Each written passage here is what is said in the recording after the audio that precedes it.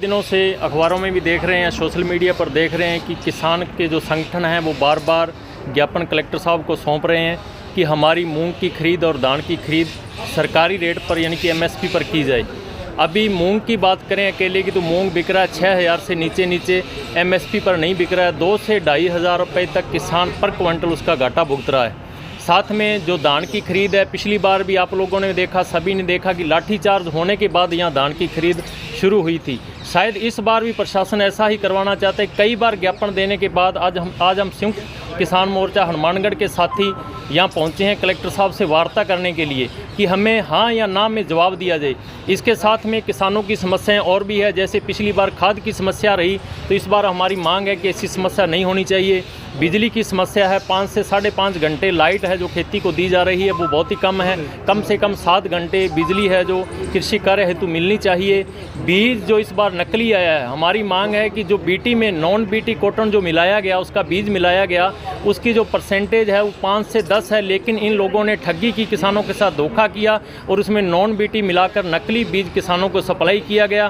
कुछ किसान नगराना के हमारे पास अभी आए हुए हैं, उन्होंने स्प्रे छिड़की पिछले दिनों और रात में पूरा नरमा उनका तबाह हो गया, रात में पूरा जल गया। तो ऐसा किसानों के साथ क्यों हो रहा है? प्रशासन इसकी तरफ ध्यान क्यों नहीं दे रहा है? इन सब बातों को करने के लिए आज हम कलेक्टर साहब से मिलने आए हैं, इस पे वार्ता करेंगे।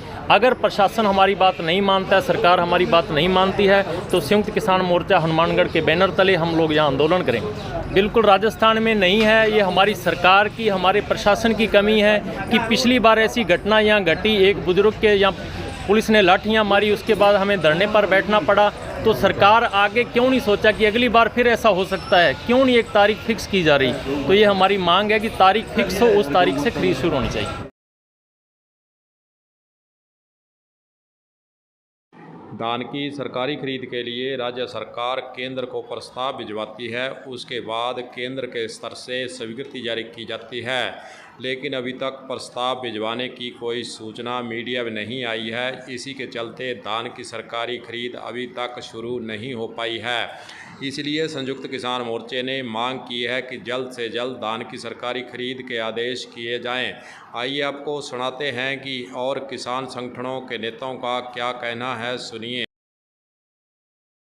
जो हमारे संयुक्त किसान मोर्चा की तरफ से कलेक्टर साहब को ज्ञापन दिया जा रहा है, जो कि चावल की एमएसपी पे खरीद पिछली बार शुरू करवाई थी, अब की बार उसको शुरू की जाए और मूंग की फसल की, बाजरा की फसल की जो हमें एमएसपी हमारे राजस्थान में नहीं मिल रही है, उस पर एमएसपी पर ख़रीद हमारे शुरू की जाए।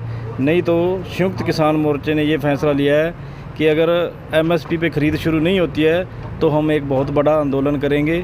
कलेक्टर साहब के गेट के सामने हम सारी फसल लेके यहाँ पे आ जाएंगे और बड़ा आंदोलन होगा। इसके लिए आज हम बेनती और चेतावनी देने आए हैं कि हमारी मांग स्वीकार की जाए। और जो फैक्ट्रियों में नरमे पे आधा किलो काट कई फैक्ट्रियों में अभी तक भी काट रहे हैं, किसान को नहीं मालूम है, तो उसके बारे में भी हम कलेक्टर साहब को ज्ञापन में लिखा है कि उनको भी सूचित किया जाए कि किसान की फसल का नुकसान ना हो, जो आधा किलो काट रहे हैं वो बंद की जाए।